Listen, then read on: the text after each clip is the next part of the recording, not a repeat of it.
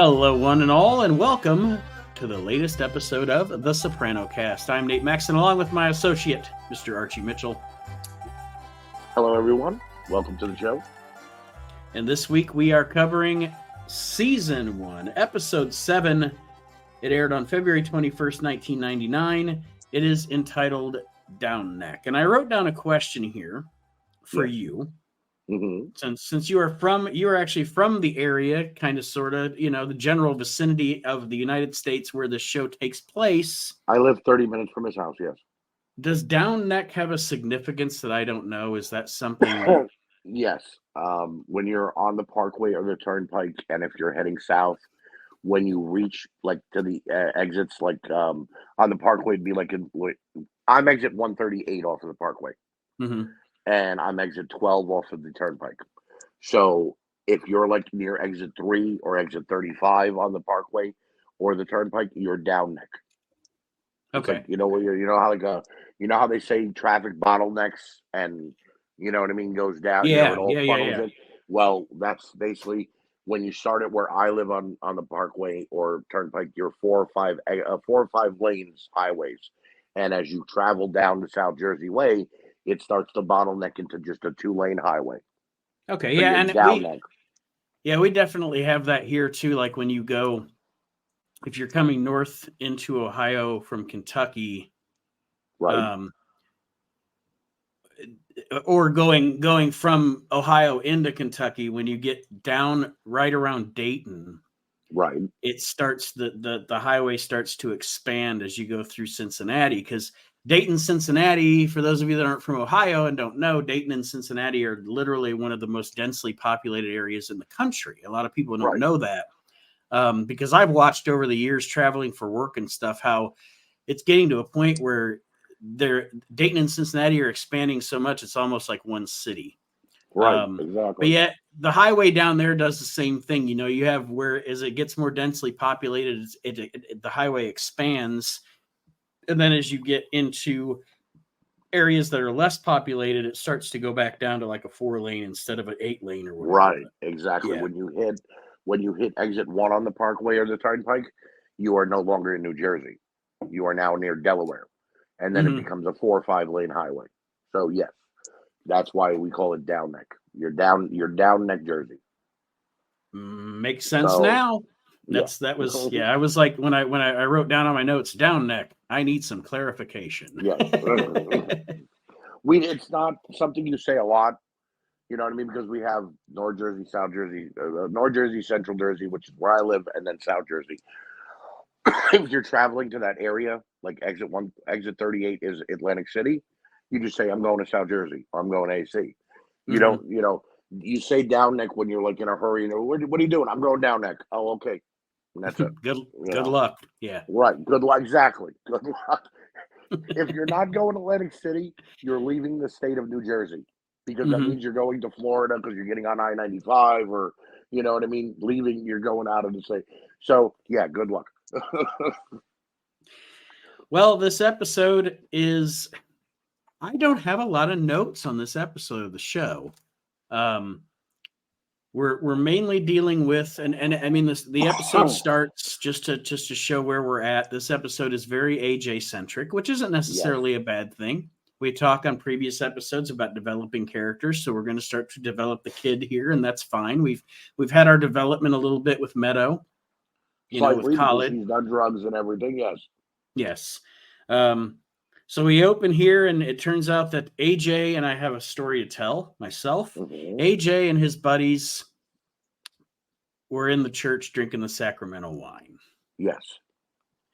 And I have to tell you, I am not a religious man. I am not a Catholic. But for my elementary school days, until I got to high school, my parents actually did send me to Catholic school, because I grew up in Toledo, Ohio, the inner city. They didn't want me to go to the inner city like public schools, so they paid the tuition, and I went to Catholic school. And I have to admit that there are a couple of friends and I that may or may not have also got into the sacramental wine. Yes. Yeah.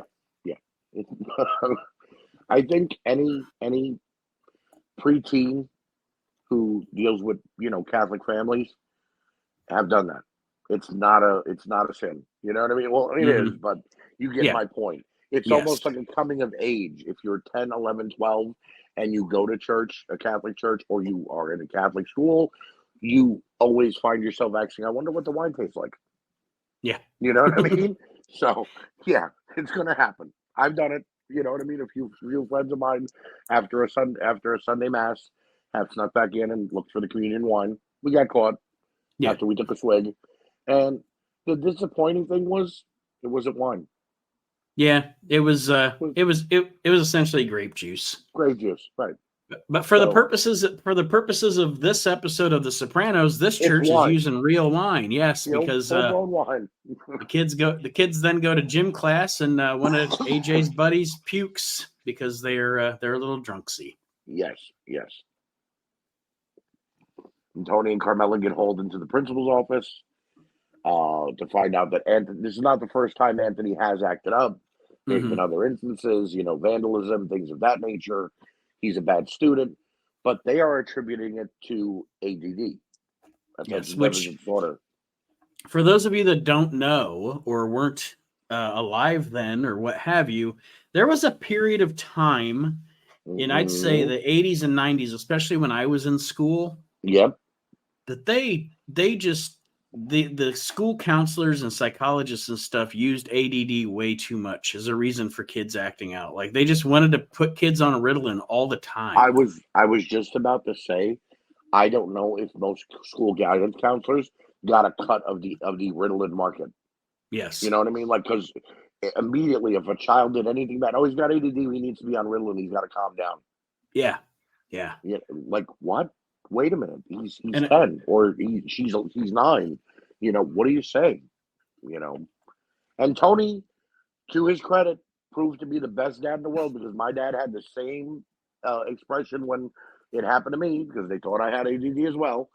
He fidgets. He's always first to speak, and he's always this, he's always that. And Tony's like, "What's a fidget?" Yeah, and I actually have that written down. He's like, "What's a fidget?" What constitutes a fidget? Moving around?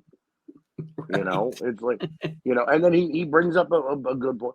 He said when the kid isn't having an erection, because, that's what a 10, 11, 12-year-old kid does, or isn't, trying to move around in a seat, he's learning because he has good grades. At this point, Anthony was actually a good student, but he was just always getting in trouble. He's like, he's got good grades. Okay, we understand. He drank the wine, but does that immediately make him ADD? Right. And they have no answer. Again, this is another one of those counselors. They portrayed this perfectly in the episode. That's the one thing I will say. This counselor had no answer except for, well, this is just what we have to do. We've got to test him. He couldn't give him a straight answer as to what a fidget was, what is a normal behavior for a 10-year-old boy, or anything. Yeah, and from a dad's standpoint, I totally see where Tony's coming from. Without a doubt, because nobody wants to hear. You can tell me my child is bad. You can tell me my child is disobedient and that he did something bad, and I will punish him, and I will make sure that or let you punish him because you're the school, and whatever. But don't tell me my child is sickly. You know what I mean? That he's got something wrong with him like that. That's where I'm going to draw the line. And we will get into again more of the stuff there with AJ, but one thing I wrote down is also early in the episode. I was glad to see Christopher show up. Yes. Yes. With the whole union shenanigans going on. Yes. I'm glad to see Christopher. Oh, look, it's union shenanigans. He always seemed to pop up when Tony was in a pissed off mood anyway, and then say the exactly wrong thing. Yes. And that's probably why he gets the shitty assignments. Exactly. So, but that's what that whole nephew, uncle, or what's the word, a teacher student thing comes from. You know what I mean? You're gonna mess up. I gotta show you how to fix it. What you gotta do now to get back into my good graces. And we talked about on the last episode, the dynamics between Tony and Carm, and Tony and Melfi, and Tony obviously and his mother. Would you agree with me? And again, we have a lot of shows still to watch. We'll talk about it a few more times. But would you agree with me that as the show goes on, Tony and Chris go from having almost like early on in the show, it's like a big brother, little brother scenario. Yes. And as time goes on, it becomes more of a father-son scenario. Yes, I will agree because, and this dates, I mentioned the Many Saints of Newark, the Soprano movie that HBO put out, which was fantastic to a certain extent. But if you look at that movie, it explains why Tony wanted to be like that for Christopher, because Dickie Moltisanti, Christopher's dad, was in the same way that way for Tony. Yes. Up until Tony was a teenager, because Johnny was off doing his thing as a mob boss and couldn't be there 100%. So Dickie took it upon himself to teach Tony the little things, a couple of criminal acts, here and there, you know what I mean? Yeah. But he was always there for him when he needed him, like an older brother. And as they moved on from Christopher being the dumb teenager and the dumb 20-year-old, that's when the father role came up, because Christopher needed a dad. He didn't have one. So, yeah, it definitely, the dynamic changed between them. And then it changed for the worse, too. We'll get to that down the road. Yeah. But I always loved seeing them go back and forth with each other, because it reminded me of me and my brothers, the way I was tough on them, and, the way they would get pissed off at me and be like, well, F you, I don't love you. I don't, and then a little while later, we'll be like, I'm sorry I said that. And I'll be like, yeah, I know, I'm sorry too. Yeah. And speaking of Tony's dad and stuff, we're going to get into some of that during this episode. Yes. But this is, I think, the first time in the show, I wrote down here just of significance. I think this is the first time in the show where Carmela and Tony actually have the conversation between the two of them about the kids knowing what he does. Yes. And, is AJ acting out because of that, and et cetera, et cetera. And he's worried about that because he knows that that's what caused him to start acting out when he was younger, because he found out, well, my dad's a mob boss, I'm pretty much above the law. But in the 60s and 70s, that was more acceptable back then. Now, being 1998, AJ couldn't get away with the same things Tony was getting away with. You know what I mean?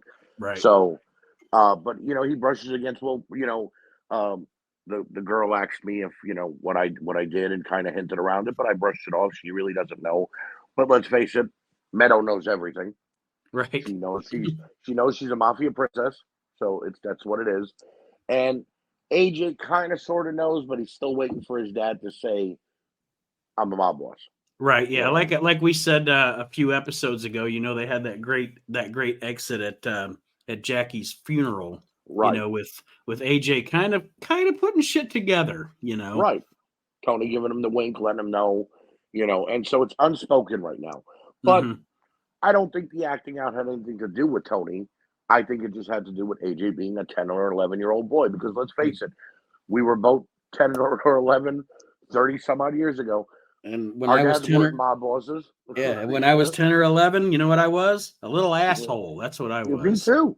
You know what I mean? I was getting in trouble in school. I was missing homework. I was missing school. You know what I mean? I wasn't vandalizing like AJ was doing, you know what I mean? But I got into fights. I got into trouble. I argued with teachers. It's what kids do. You know what I mean? And if kids today don't do that, well, maybe they had a better upbringing, or maybe they had a worse upbringing, because you never can tell. Right. Yes. Depends on which way you look at it. The next kind of, like, I know sometimes with some of these scenes, folks, we jump around because you're talking about, a certain storyline or whatever, and it's obviously on a TV show, it's playing out through the whole hour. Right. Sometimes you're going to notice we lump these certain scenes together just to keep the story going. But I know the next scene in the show, after Carm and Tony talking about the kids, is Tony is with Melfi, and what I wrote down in here was this is where Tony himself acts out, has a little sarcasm, has a little meanness to him, because as they're talking about AJ, they changed the subject back to him being in love with her. And because this is how Tony operates, because Melfi has pretty much told him, I don't reciprocate those feelings, he's going to be a dick about it and talk about how he's got a young, pretty girlfriend, you know, and Which kind of try to make what he's doing is he's what's the word? Projecting. Oh yeah, he's got his defensive mechanism up 190. He's firing on all cylinders to make her try to make her feel like shit. Yes, because pretty much since she's quote unquote rejected him, he's going to be like fine. Then I'm going to tell her that my girlfriend's young and pretty, and she's essentially an old cow, and blah blah blah blah blah. And that Tony's acting out like a 10 or 11-year-old boy, like AJ would, right? Right.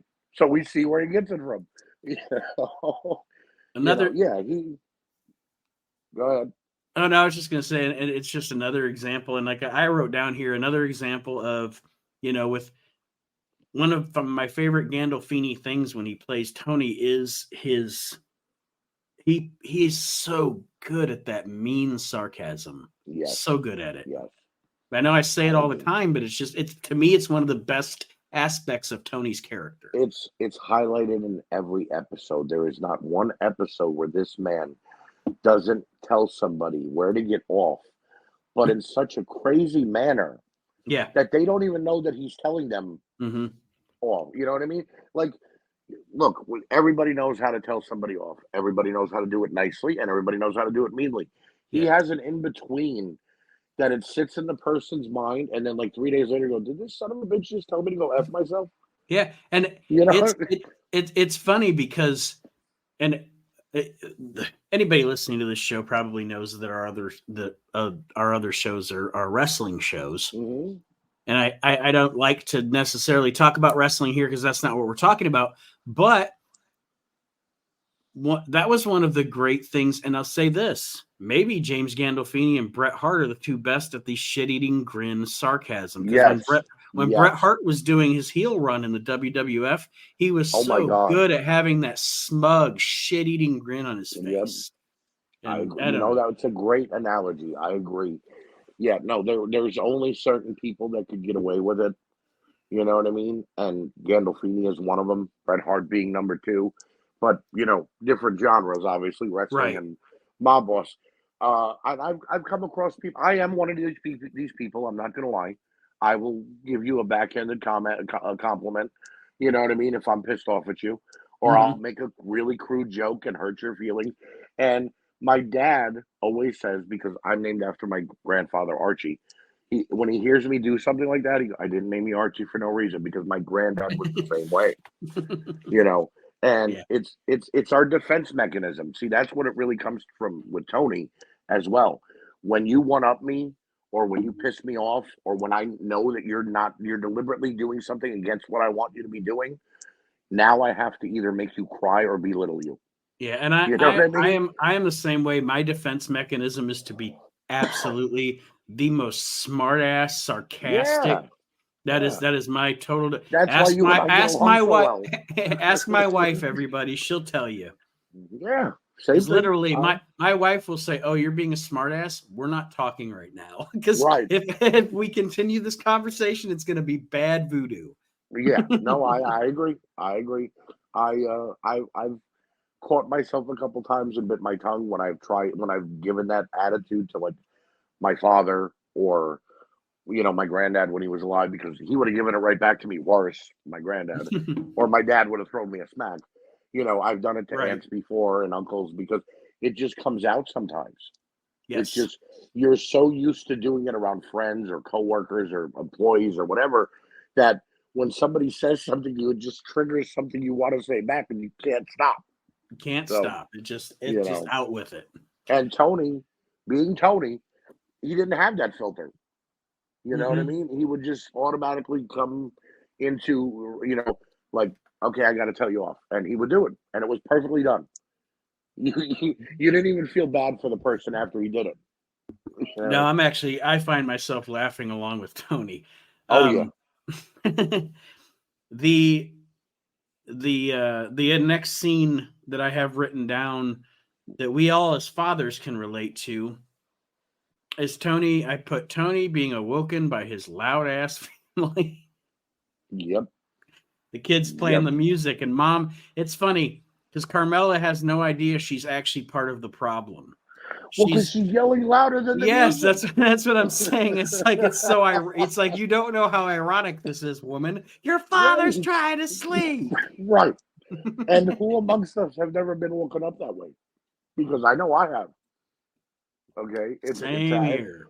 And you don't even want to wake up and yell. You just admit defeat. You know you can't sleep anymore. You wake up, you go have your coffee, and you sit there grumpy for about 20 minutes because I got woken up. Yeah. You know what I mean? So that's exactly what he did. He got out of the room and he's like, if I stay up here, I'm gonna end up yelling too. So I'll remove myself. And we will dig into, because the scene with Tony's family, and he's getting up, and going and taking his medicine and looking in the bathroom mirror and et cetera, and that flows into the flashback stuff. And if it's okay with you, I'd just kind of like to cover that all together. Yeah, sure. So we'll talk about some of the other stuff that isn't flashback stuff. First of all, I know you mentioned on the last episode about that episode not featuring the boys. I love the scene in this episode where you have these badass mobster guys, but they are having your everyday dad conversation about their pain in the ass kids. Right.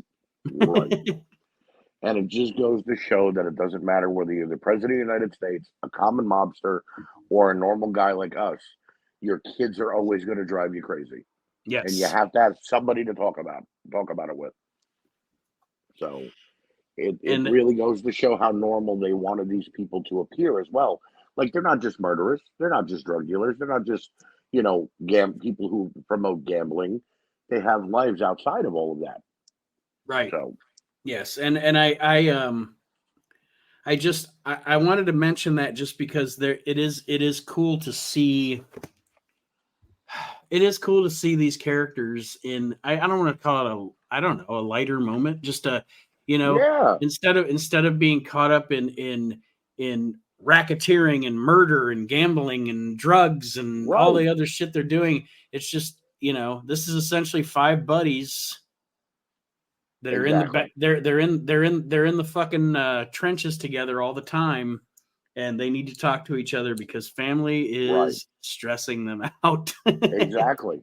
It's like, wow, we actually have a day off from doing all the craziness that we have to do in the mob, but our family is making the day worse. Like, they'd rather be killing somebody instead of dealing with the everyday normalness. You know what I mean? Or grabbing a truck and robbing it. You know what I mean? Yeah. Because that's less stressful. But it also goes to show how long these guys have known each other, that they trust one another to let them into their day-to-day lives. Mm-hmm. You know what I mean? Like, Tony, Silvio have children, so does Jimmy Altieri, so do the rest of the guys. The only guys who ain't got children yet are Christopher because he's too young and Paulie because he never got married. Right. But even they're lending a helping hand a little bit and telling them, what they feel because they raised either a brother or a sister or whatever. So they're all just cutting up their lives to, try to hopefully get some help in one of the directions they need to go in. Right. Yeah. The other scene and after the flashback, of course, we have to go through the flashback stuff before we can get to Tony and Junior and Livia at the end. Right. But another scene that stuck out to me in a non-flashback scene, like we just discussed a minute ago, AJ and Tony, the scene where they get a flat tire. Right. It's a very, very familiar for any father, dad, son kind of thing. Mm-hmm. Although I'm not in the mafia. But this is when AJ brings up the funeral. Right. And he pretty much, like Meadow had her moment in college. Right. This is AJ's moment to confront his dad about what he thinks he knows. Right. And he slowly unravels to Tony everything he noticed. He doesn't, one thing I will say, he doesn't dime out his sister for telling him. Right. He just says, I found a website and, all these pictures were on it, you and Uncle Pussy and Uncle Paulie and Uncle Junior. And why do I call these guys uncle when they're not related to me? And you know what I mean? Which it's a common thing to happen when you have, a lot of kids ask that. Why is this guy my uncle if he's not your brother or blood related, whatever. But AJ starts to unravel, and Tony, being Tony, he doesn't give in like he did with Meadow. Mm-hmm. Because he felt Meadow was old enough to know. You know what I mean? Maybe he felt that Meadow could be not trusted, but would respect it a little more. Mm-hmm. You know what I mean? And he, no, it's not true. That's just we're Italian, which that's his go-to for everything. We're Italian. Everybody with a vowel at the end of their name is a mobster. You know what I mean? And of course, I had to write down there is a scene where AJ goes to the nursing home to see Grandma, and I've always got to write. I think this is going to be a recurring theme of the show. Nate's Livia line of the episode. Mm-hmm. She says that he mentions going to psychiatrists, and she says that's a racket for the Jews. Yep. We see where Tony gets his no filter from. Yes. Just says whatever he feels, and he mentions going to see a psychiatrist to find out if he's got ADD and whatnot, and she mentions what she mentions, and then Anthony, unbeknownst to him, says, well, Dad goes to one. Yeah. And that's where it's almost like, you know those memes that say, and that's when he knew he effed up? Right. That moment. Yes. You understand in the back of his mind, Tony Soprano went, oh shit, the wind just blew. Is everything okay? Yeah. You know what I mean? Because Livia hears that. And no, your father would never. Oh no, he's been going to one for months. And it's just, oh shit.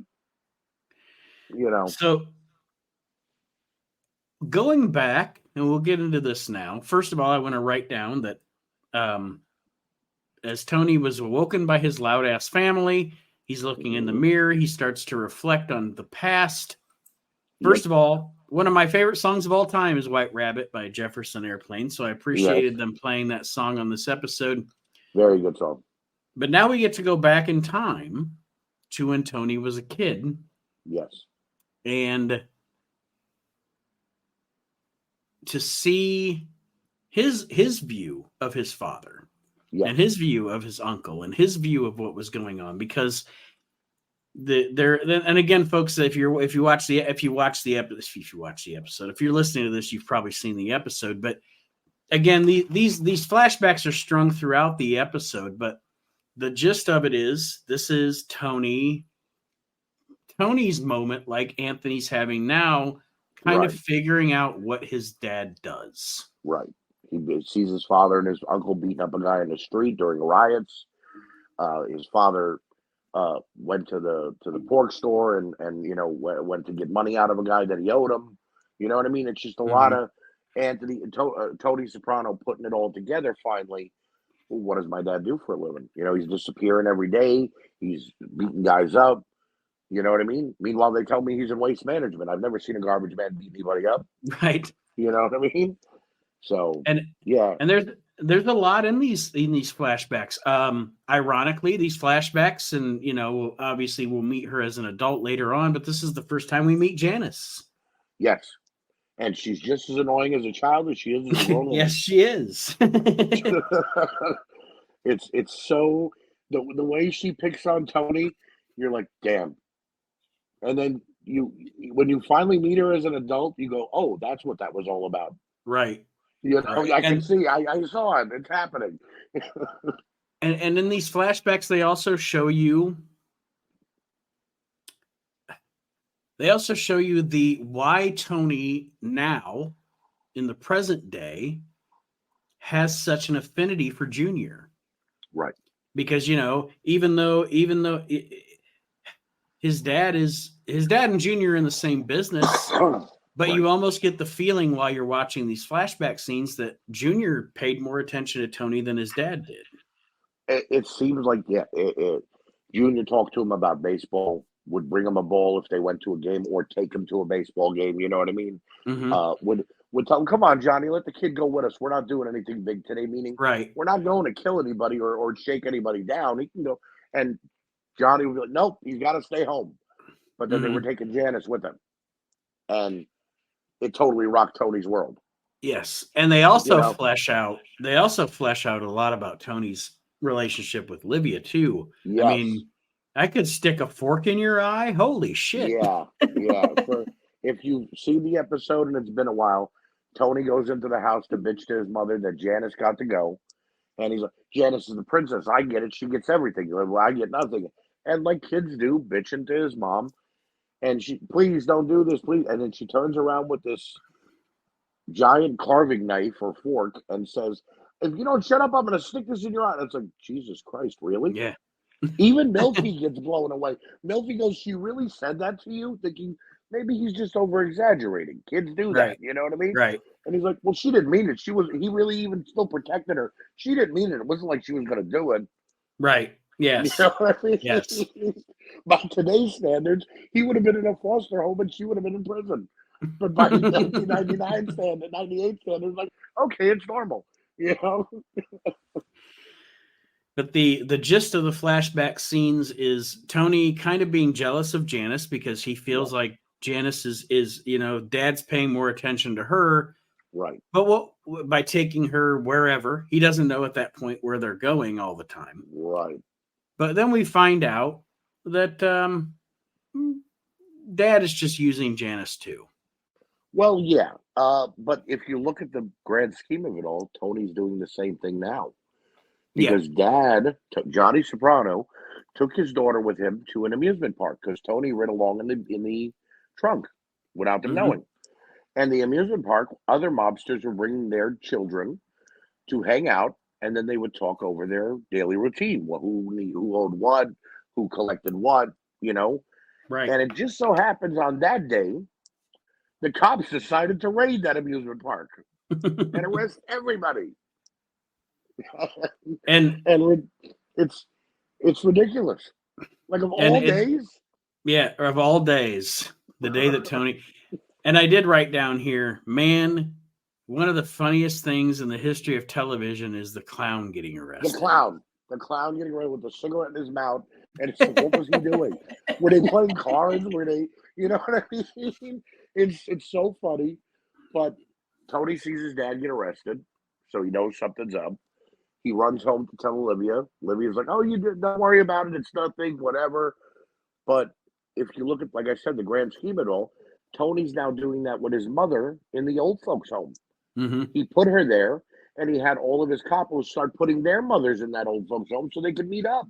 Because they couldn't bug the old folks' home.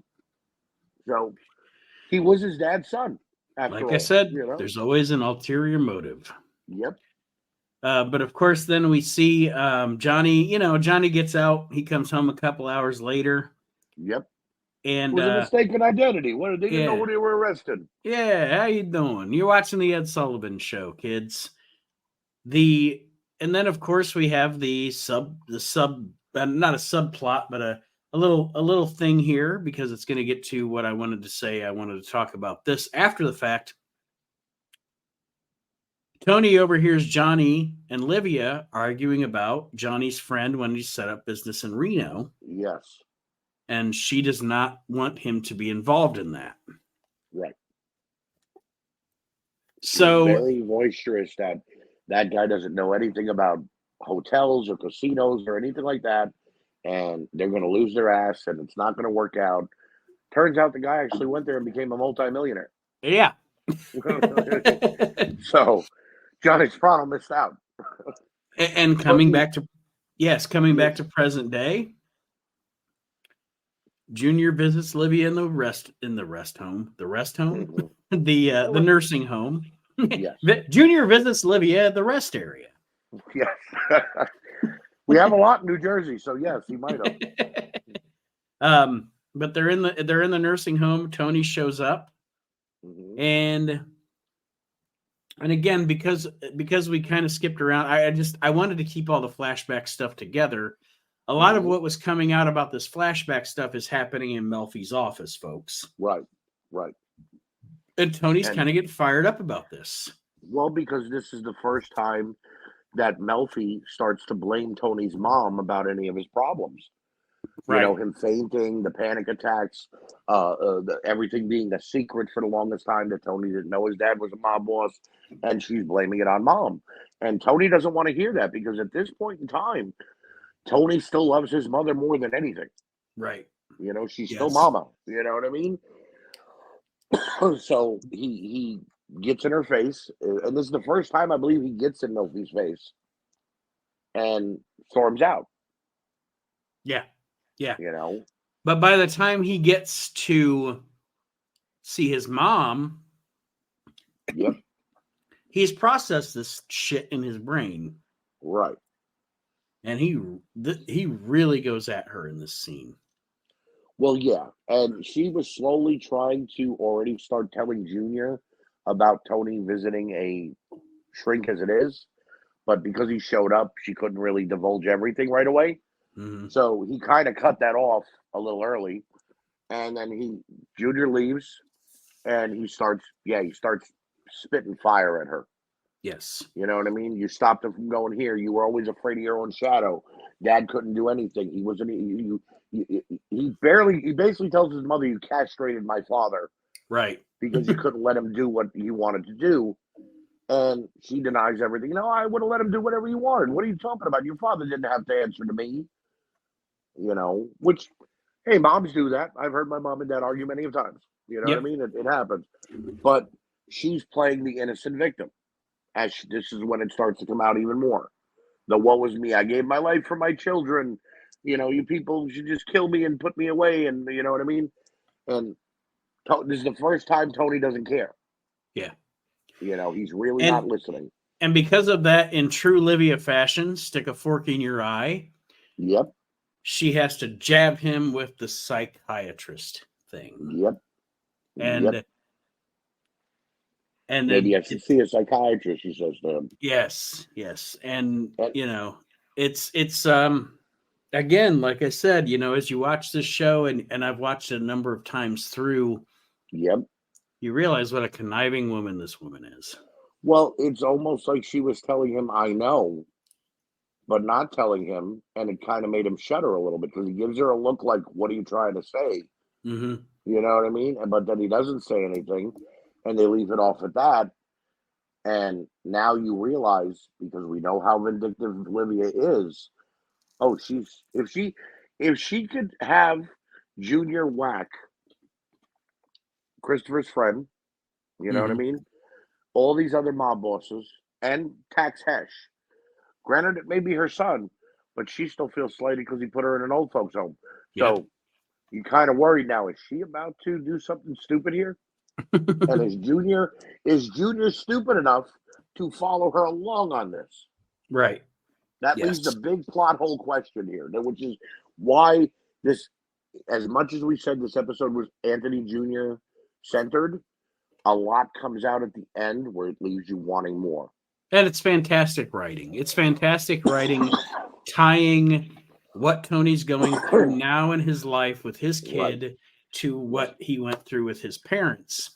Right. And and again, we talked about it. This, you know, we have the scene with the, you know, Tony fixates on what's a fidget, and you know what, my kid's just a kid, and Carmela agrees. So his parents, they're united, and I liked that.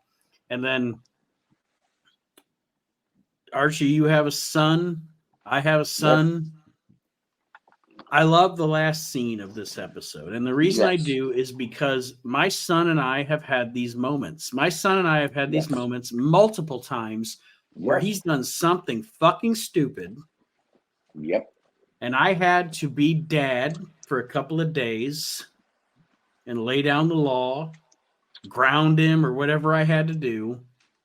And maybe it's not necessarily the ice cream, because they have their moment with the ice cream. But then as a dad with your son, you finally have that moment where it's like, okay, you were bad. We dealt with it. Now we're back to father and son. Right. And they have this, you know, Tony and AJ have this sweet moment together. And it was a great way to end the episode. I agree. And it was nothing needed to be said.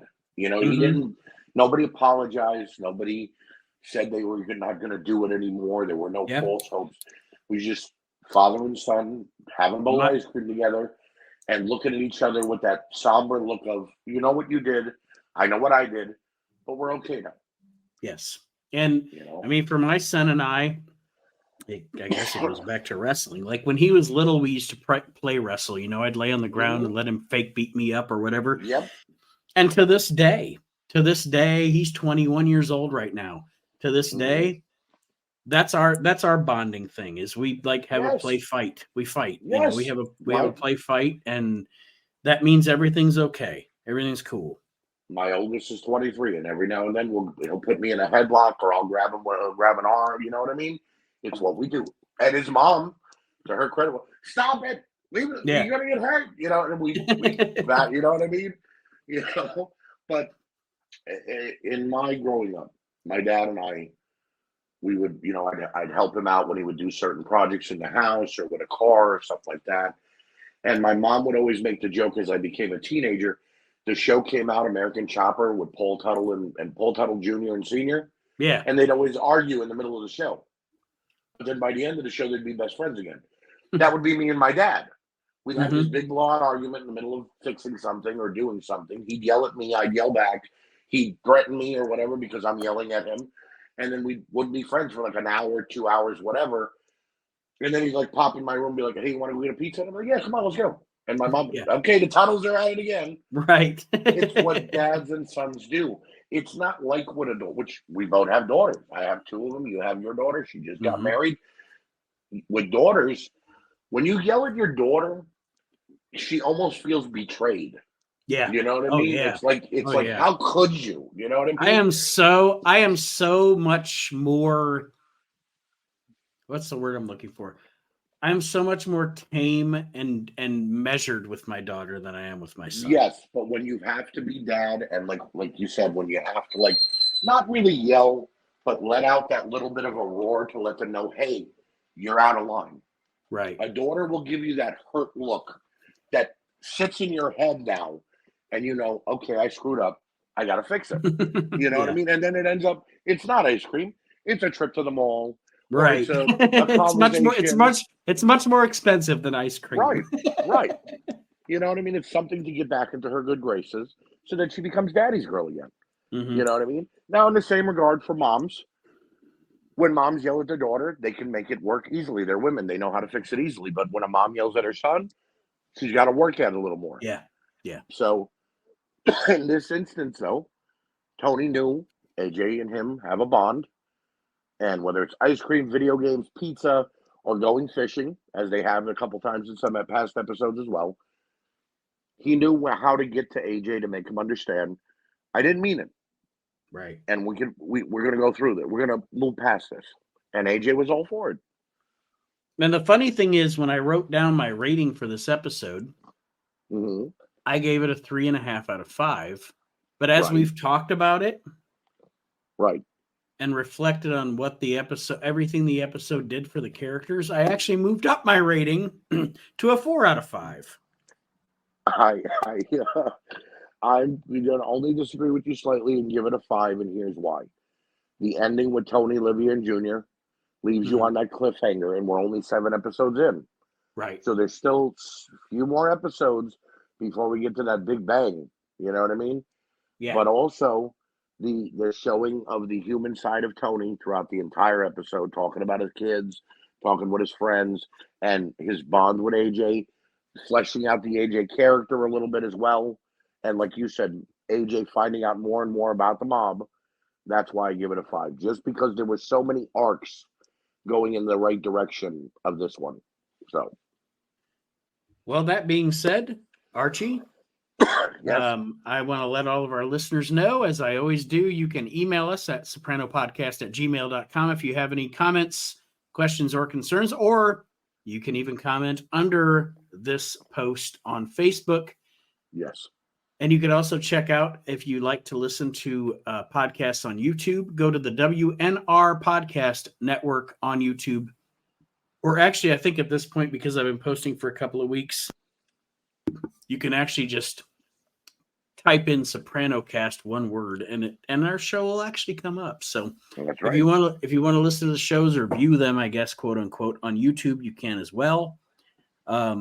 And next week, of course, we will continue moving on. I want to thank everybody for being patient with us as we had our little break. We literally had internet issues one week. a wedding another week. There's all kind of shit going on. It all popped up, but we're back now. A couple week layoff. We're back now. And look, here's the thing. Nate and I came to an understanding, and we hope you understand this as well. The Sopranos has been ended for quite some time, and it ain't going anywhere. It ain't going anywhere. So as long as you're willing to take this ride with us, we will go ahead and continue to drive the car. You just sit back and relax. Absolutely. I want to thank everybody for listening. Archie, do you have any parting words? Parting? Do you have any parting words for our listeners? Just continue to support this podcast and all the podcasts on WNR. And, if you like, whether it be wrestling, whether it be, what we've been doing on the Weekend Wrestle podcast with our top 5 lists and then a match of the week. If you've got any suggestions, if you don't like the sound of our voices, you want us to talk higher or lower, let us know. The more feedback you give, the better the shows will get. And the more people that you talk about the shows, the better they will get. And then once we take off, we'll bring you guys along with us. Absolutely. And that being said, no matter what time you're listening to this show, whether it's morning, noon, or night, go find yourself some good sausage and peppers. That's right. And we will see everybody next time on the SopranoCast. Have a great week, everybody. Good night, everyone.